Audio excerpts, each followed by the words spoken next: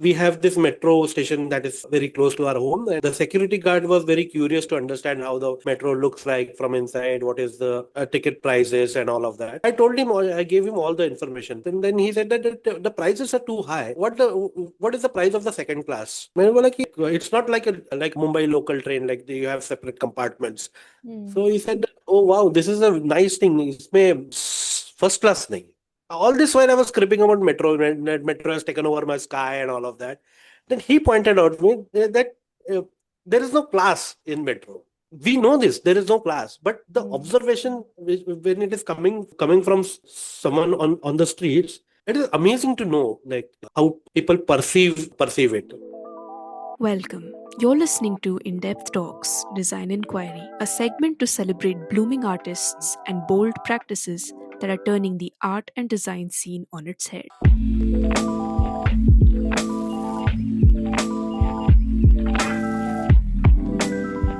Today we're in conversation with Pratap Morey, a contemporary Indian artist whose recent exhibition, Brobdingnac Paradox, explored geometric scale and the power of everyday, ordinary reflections. Working across collages, archival prints, abstract compositions, and architectural drawings, Pratap looks at the city as both subject and metaphor, thinking through ideas of miniaturization and hidden paradoxes.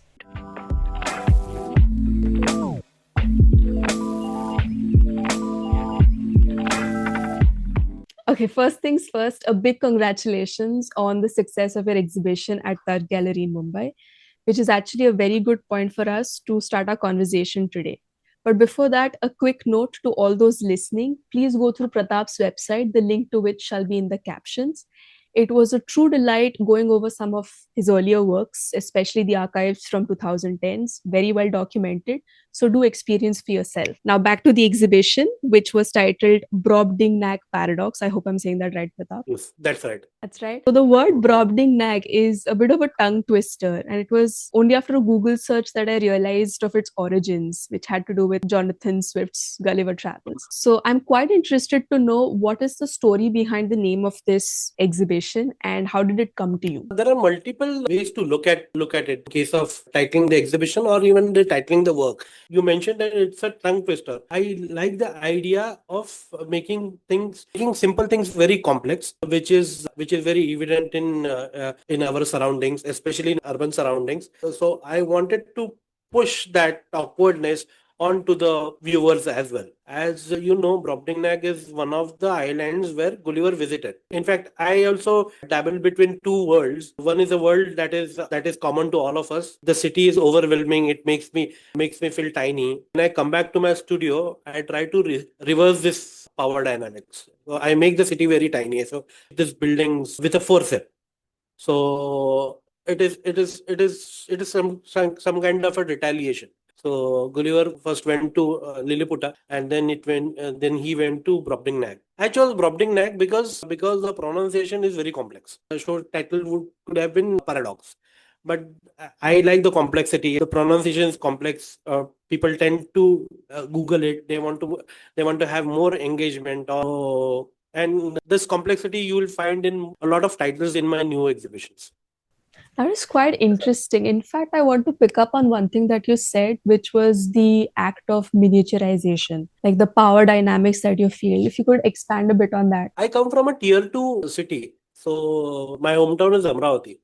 So it's been like 3 decades I'm in this city. But whenever I visit my parents, it's a different topography altogether. Like the buildings are like of human scale, like 3 story, 4 story, which you can just walk and go to the top floor or the terrace. But in Bombay, it suddenly when you come to Bombay, as you come closer, because Amravati doesn't have an airport, I have to travel by train. But as you get closer, you become very small.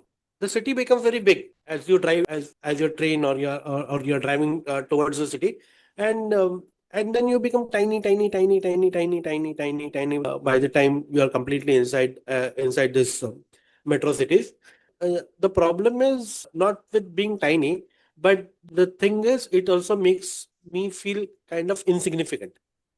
So uh, I I go around the city, I take photographs of these buildings, and then I come back and I shrink it to an insect size. None of them are more than 7 centimeters. So maximum would be like 7 centimeters, this much. So it has to fit on my palm. So I have to be like in full control of that structure. It can be from 7 centimeters to like maybe something very tiny.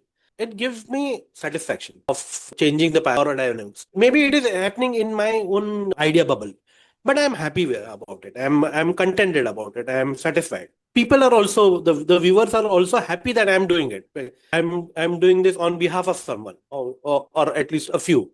So that's very interesting to know that I'm able to create a platform for myself, whether it is like it is in my own idea bubble, which gives me, I've created a platform where I can retaliate about it, where I can, it is some kind of a protest also. So, or it is also voicing out your own expressions. So I my intention is not to reverse the power dynamics. Maybe that is one of the byproduct, but my intention is to retaliate, and in that retaliation, the change of dynamics, power dynamics has happened. Right. So, is this intention of retaliation or the emotion to protest sort of also what drew you to art practice? And this is all to ask if you could speak very briefly about your journey starting out in the art world and bringing this emotion of retaliation and protest and interplay of scales into practice. How did you discover that this is what you were interested in? I don't know when I discovered it. It it gradually happened.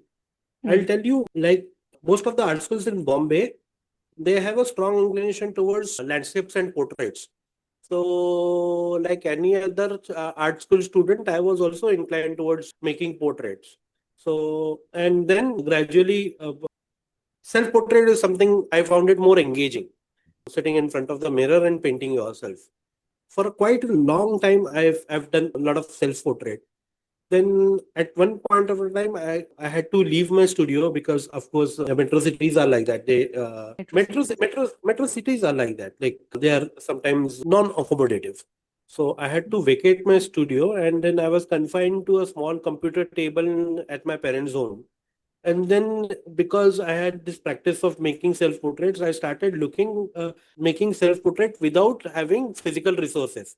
So, like having a computer table, like taking photographs of your own. Instinctively, I started taking photographs of myself, like if I see my hand like this, my limbs, my hands, my feet, or whatever that I can, the body parts that I can see.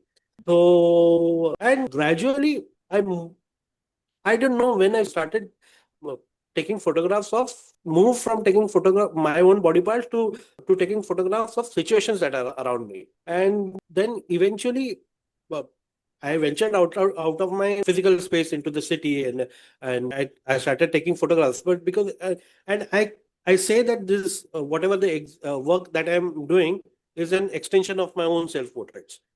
I have always done self portrait, so this is also an extension of that. And I don't know the point where I started looking at situations that are around me, and or when it started coming into my work, but slowly, gradually, it started coming in. And of course, when you are trained as a painter, especially from art schools in Bombay, you want to do everything with hand. So even if you're working on a computer, there is no it feels very nice to work with hands. Then you take the prints of these photographs, and you want to make some folds, or you want to make some cut something out of it and do something physically around it. Working on this idea very consciously after leaving Bombay. I could not survive in Bombay, so I was shifted to Baroda. So that's a nice town where there are a lot of artists, and it's very cheap. And again a tier two city, little more refined than my hometown Amravati. This shifting to Baroda gave me a distance to look at my own situations. So detach physically and yet be involved, and then look at your own city from a distance. And that's where, yeah. A quick question, sorry to interrupt you, Pratap. When you say situations, what do you mean? Like what kind of Situations is negotiation with space. Oh, okay. So is it like Uh, indoor space or outdoor spaces or like all spaces, immediate all indoor space? spaces, outdoor spaces, and as I mentioned earlier, city is not accommodative. Most metro cities, they are not. So you are always fighting for your own space. Maybe it is a mental space, or maybe it's a physical space when you're traveling, when you're at home. There is struggle for finding your own space, and then the situation keeps changing. Like sometimes your landlord will say that you have to vacate the studio or you have to vacate the house, then you have to shift to another locality. Mm. So I would say that I've stayed in this city since last 3 decades in multiple locations, but even after staying for 3 decades, I don't feel the strong association with that locality. Like at Understand? home. Yeah, at home. Oh, So yeah, so I'm still in that situation where I have a separate home which is quite nice and cozy, and I have a separate studio. But again, then the studio is a very secluded old bungalow, which probably will go under redevelopment. So the redevelopment is the structure will be brought down, and then my landlady will tell me to vacate. And again, I'll have to find another studio, mm. and I maybe I'll have to find another locality. Yeah, it there is always that thing is lingering. Like you may have to move. You may have to The move. back of your head. Yeah. Even if you own a house, if you then there is a lot of pressure for redevelopment in tier one cities, especially in Bombay. Mm. So the builder lobbies and all of these they'll start coming in, and they'll try to give you a very nice lucrative offer, and you'll fall prey to it. And then again you'll move out from your own locality, and then things will happen. So this is what I'm particularly referring to situation. So I see that in your work there is a lot of focus on the themes of displacement Hmm. and movement and scale and distance. And there's so much texture to it as well, Hmm. especially when it comes to the city of Mumbai. Your work speaks very expressly of the urbanity of Mumbai. And more Hmm. often than not, it also hints at many paradoxes. Hmm. If you could share at length what, in your observation, or some instances, some examples of these paradoxes, and how you transcribe them in your artwork. I listen to a lot of people when I Mm. go around photographing. I talk to a certain section of the society who are on the streets. Their perspective or their observations are so amazing that they can highlight the paradox. We have this metro station that is very close to our home, and the security guard was very curious to understand how the metro looks like from inside, what is the ticket prices and all of that. I gave him all the information. And then he said that the prices are too high. What is the price of the second class? मैंने बोला कि it's a train, like it's not like a like Mumbai local train, like you have separate compartments. Mm. So he said, oh wow, this is a nice thing. इसमें first class नहीं. All this while I was cribbing about metro, that metro has taken over my sky and all of that. Then he pointed out to me that uh, there is no class in metro. We know this, there is no class, but the Mm. observation when it is coming from someone on the streets, it is amazing to know like how people perceive it. And another one conversation which I overheard two women talking to each other, and which is which has become a germ or a genesis for my one of my work. So there are these two women who have their kids in the third year of architecture. Mm. Uh, they're studying architecture, so they have this small old houses, and because architecture requires a lot of the assignment requires a lot of space, so they have to go to their friend's house to do their assignments. So they were cribbing that about the spaces in the building, and they said that it would be very nice if builder comes, a developer comes, he bulldozes our homes and gives us a new building, which happened. Like the particular building which I was referring to, it was it was a very small 4-story building, and it a very small plot. It's a standalone building, and and after a few years, the now the building has come, and it is completely proportionately built building, which I feel disproportionate, because all this while I have been looking at a structure which is proportionate to the plot. Like 4-story building on a particular size of a plot. Mm-hmm. Now it is a 30-story high building. There is a strong disproportion, which I feel like. And I was so intrigued by the fact that these women want their house to be bulldozed, which made me do a work which is around a 13 feet high work. It's in multiple parts, and it is titled. There is a pun to it. It is titled as ED. Uh, ED. yeah, and ED, erective disproportion. I see So what you did there. yeah, so and the idea of this came from that conversation. So sometimes, as I mentioned earlier, these observations are not just my observations, or these feelings are not just my feelings. It is everyone's feeling. But I'm able to convert that thing into something you can maybe an art piece, or maybe it is also, as I mentioned earlier, some kind of a retaliation. It feels satisfying. Mm. And I have to keep listening to people just to understand this, like how people perceive the city, or whether I'm feeling the same, or whether whatever am I with everyone, are we on the same page about the Yeah, feelings. yeah. So it's nice to listen to people, having this conversation, or not even a conversation, just listen, That's even if it's a one way thing. I love to do it. That's actually quite nice and a cornerstone of a very good artist, which also brings me to the next question, which is sort of like asking a magician his tricks. I wanted to understand your process of working because there's a lot of documentation, a lot of digital and analog elements mixed together. I wanted to understand if your work is more like arduous idea hunting, or is it more like a fluid stream of consciousness thing which just comes as you speak to people or you listen to people, like the idea is already forming at the back of your mind. Is it something like that? Yeah, even I want to understand what happens. Sometimes I need a particular element to take off. Then I plan my work, and then at that moment I feel that I've planned it very nicely, and it is going to end in a certain way, but it never happens, which keeps me exciting. Like, if I know where the work is going to end, or when it is going to Mm. end, then I don't think so it will be very exciting enough. Like, but the process is, either I want an idea, something like I mentioned about ED, or I want a certain visual to begin with. Like I told you about this conversation about these two deities, which resulted into work, and maybe in some kind of a visual which can be seen in my work is the mushroom cloud. Mushroom cloud is like, when the first atomic bomb was dropped on Nagasaki, the smoke and debris that rose, it has a certain structure. So I like that visual, and it's a symbol of man-made destruction. I wanted to use that, so I made a grid which roughly looks like a mushroom cloud. So sometimes I have an idea, sometimes I have a visual. So then I go about, and I start working, and when I'm midway, I spend a lot of time just looking at the work. So sometimes a large scale work would take me around 6 months to finish.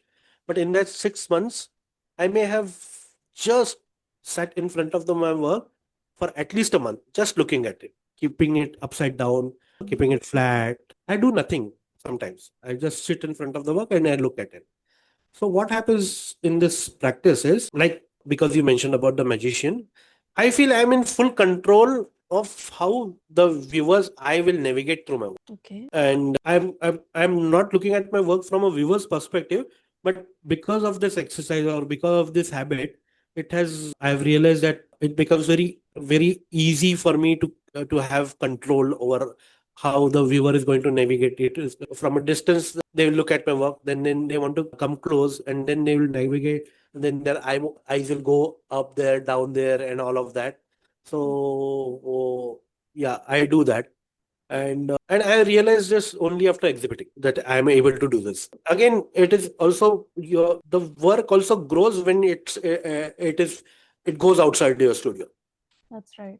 So my artwork is becoming more and more introvert, but when it is exhibited, it is open for all sorts of conversations, and it helps me grow the work. So If you're talking about the process, so and if you have to put in parts, so first part would be going around the city, taking photographs, having a short conversation with people, coming to the studio, processing it, then either looking for some visual or some idea to begin the work, and then do the work for quite a time, and then again exhibit, and then have a conversation. So it starts with a conversation and it ends with a conversation. So, and then in between all of this happen, and then a lot of time I revisit so one work, maybe I'll do it again. Maybe the particular one which I was talking about, the mushroom cloud.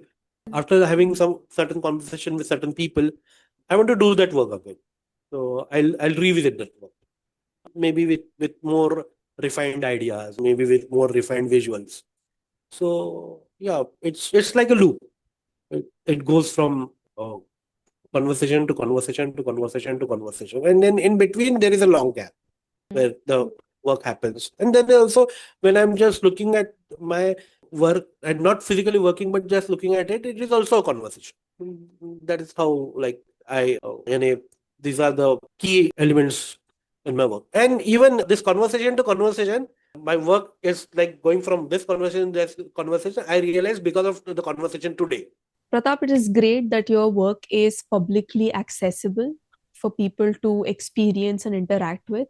I think it also opens up a lot of space for critiquing and commentaries around the development, which you very rightly said.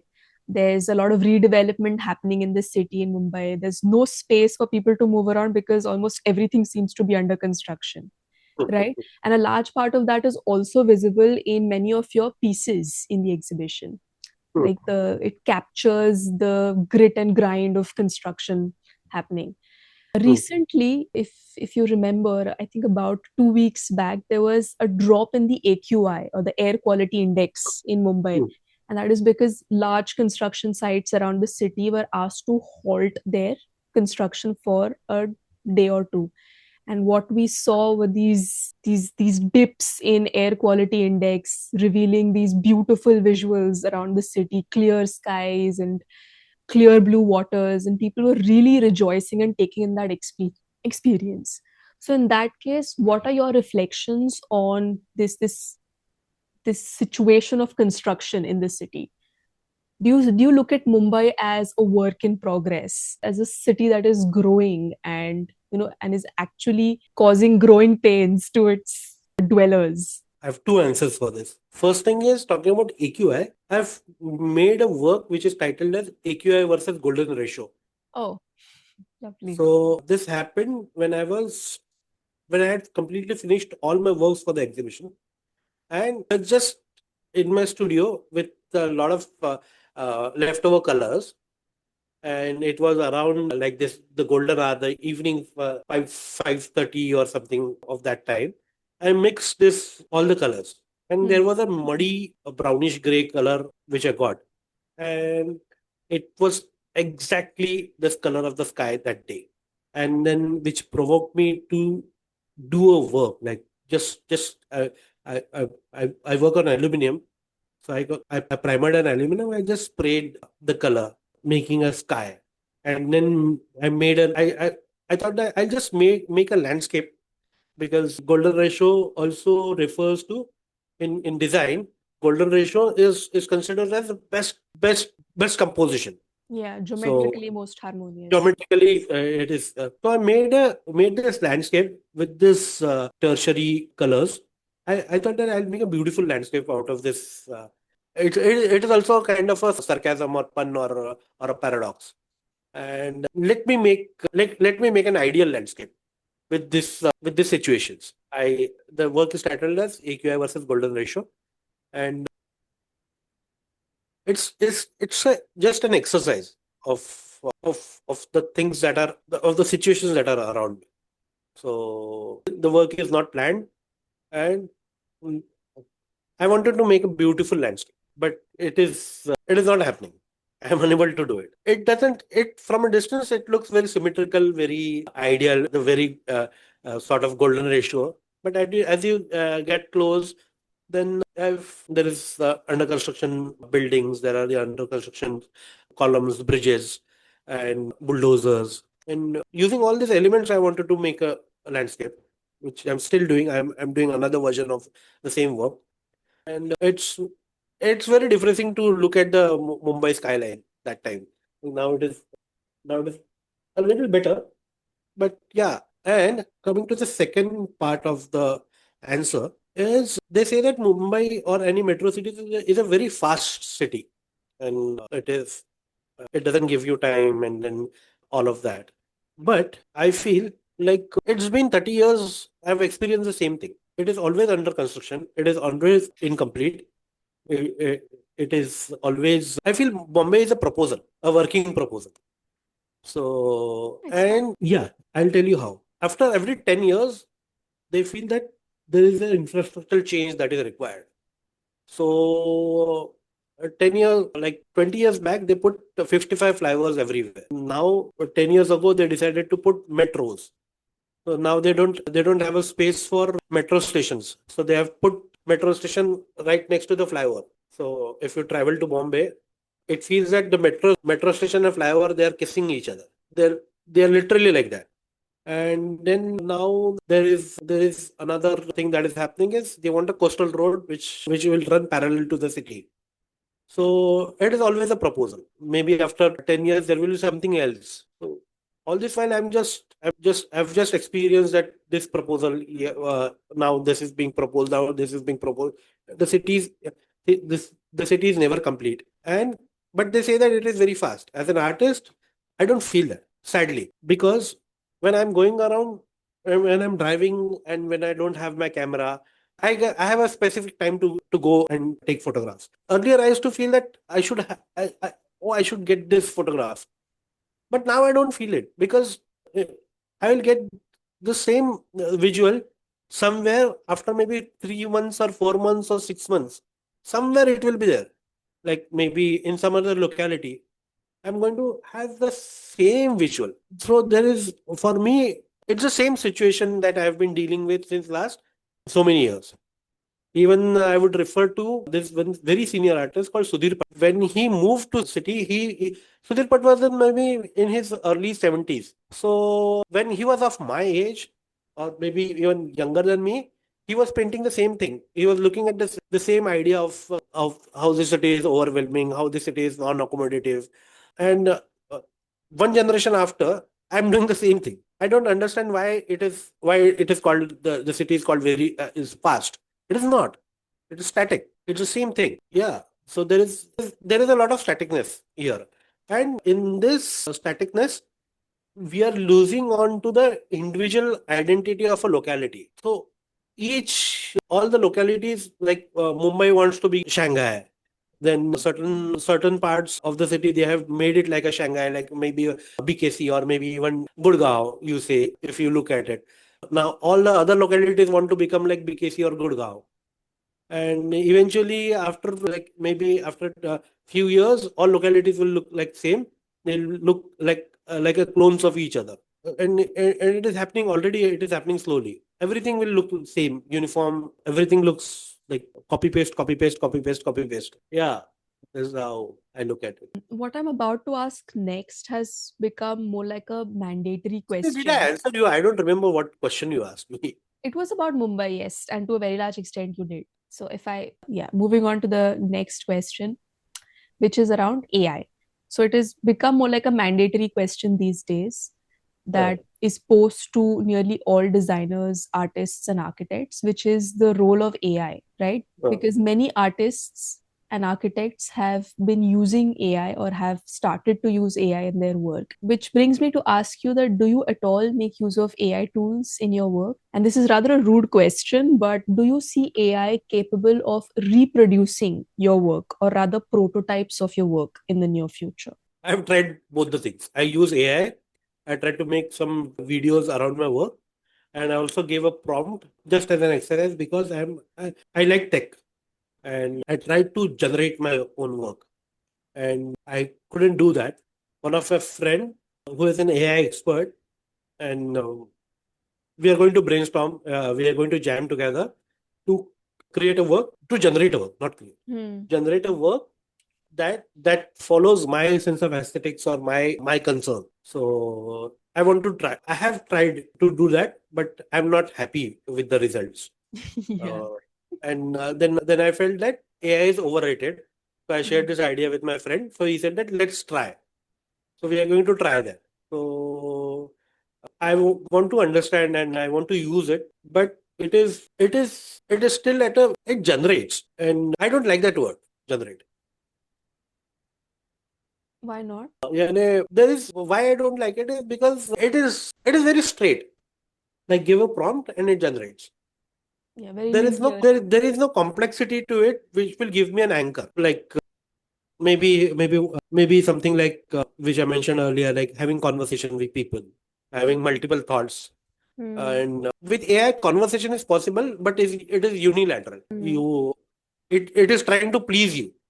I've That's tried true. to I've done a conversation with AI, and it tries to align with your thoughts. So I don't think so. It is a conversation. I am not getting what is in that conversation. There is no conflict. There is no argument, and uh, everything is aligned, and it is more than perfect. Which and then gradually even the artwork becomes like that. Right, So right. that is what I'm referring to. I don't want to get into the cliche generate versus create. No. I'm not saying that AI can't create, it just generates. I'm not referring to that. But the process is not that engaging, I feel. And I'm trying to engage. I'm trying to have some engagement with AI. And I've used multiple platforms, but अभी मजा नहीं आ रहा है इसमें. Maybe later on, as it grows, it will be. I don't think AI is a threat. I want to use it as a tool, and yeah, it is nice way to go about it. Saves a lot of time. It saves a lot of energy, and it it's a very helpful thing. It should grow. Helpful at how? Yeah, like I don't have to go to a complete research paper. It can just summarize for me, and sometimes it also helps you to fine tune your idea, or maybe something that you or maybe let's take this Brobdingnag, whatever that is around the world, whatever that is written about Brobdingnag, or any paradox or any simile that is associated with this idea. AI will help you gather all the information, and then it will help you to fine tune your own idea, like whether it is that way. It is going to save a lot of time. It's like a tool. It's a very nice tool. Yeah. Yeah, this is reported from quite a lot of practitioners, what you said to the word that yes, AI can help you sort of generate compressed information, collect information, but it also is riddled with a lot of biases. And many a times what it generates can be seen as tech sycophancy, like it generates things to please you. So yeah, that is a What is thing. that? What is that word? Sycophancy, like a sycophant. Oh, okay. It's a lingo. Yeah, just a thing, just a term. So that is the case.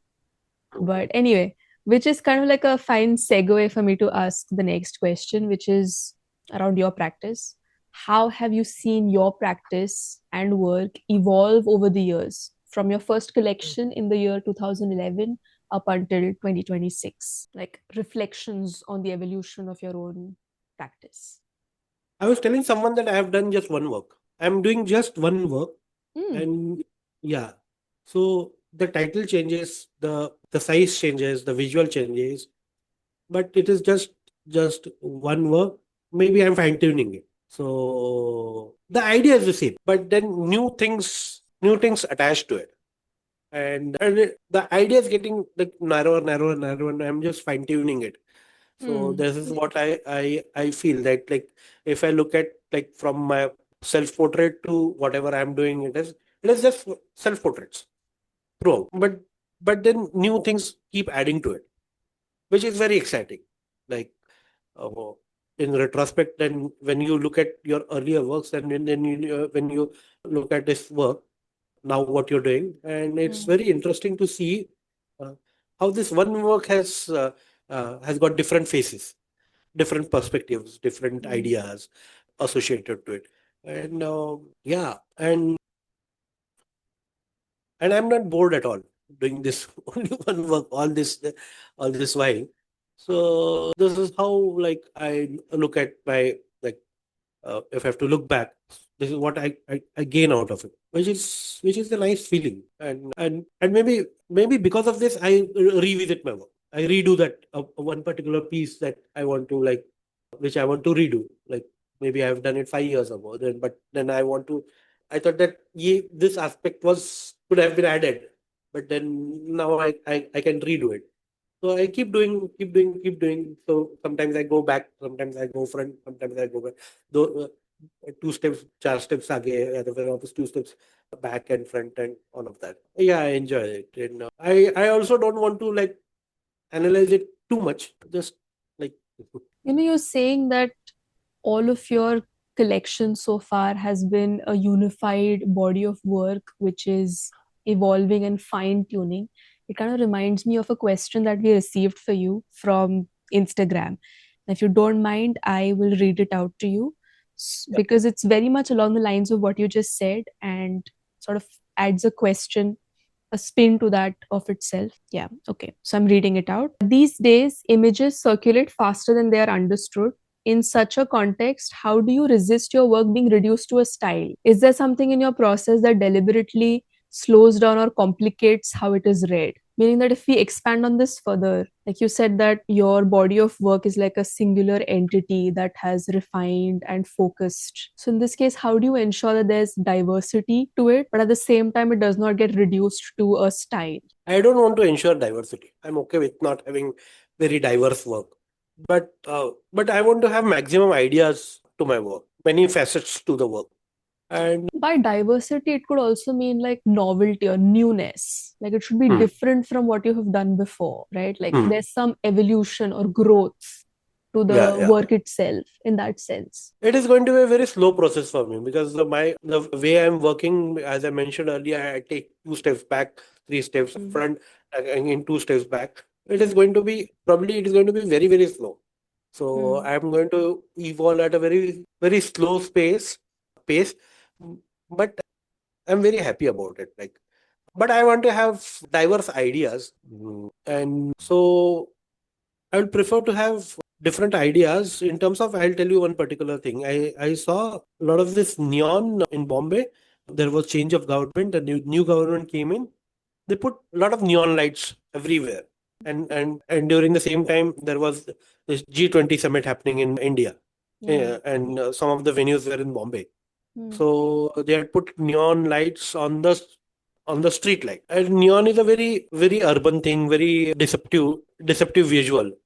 Why deceptive? So you put neon when you want to hide something, or when you want to highlight something disproportionately. So that is how I look at neon. And then I wanted to have this idea. So then I started painting neon. And for me, it's a very diverse way to look at it. Like, the kind of visuals that are produced after that is very diverse. I feel so.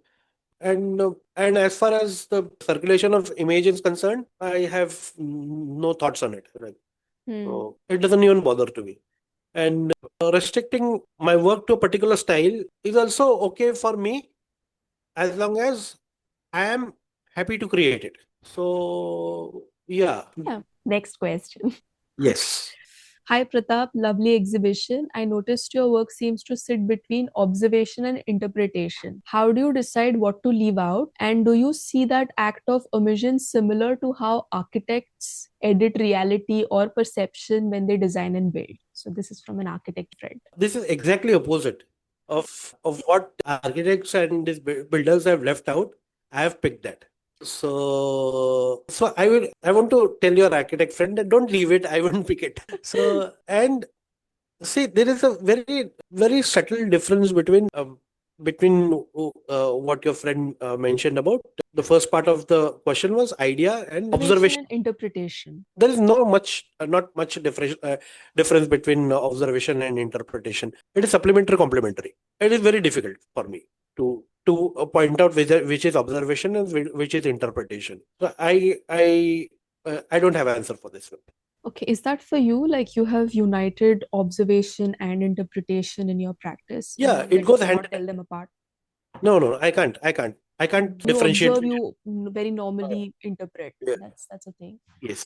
And my work is like that. So it is observation and interpretation only.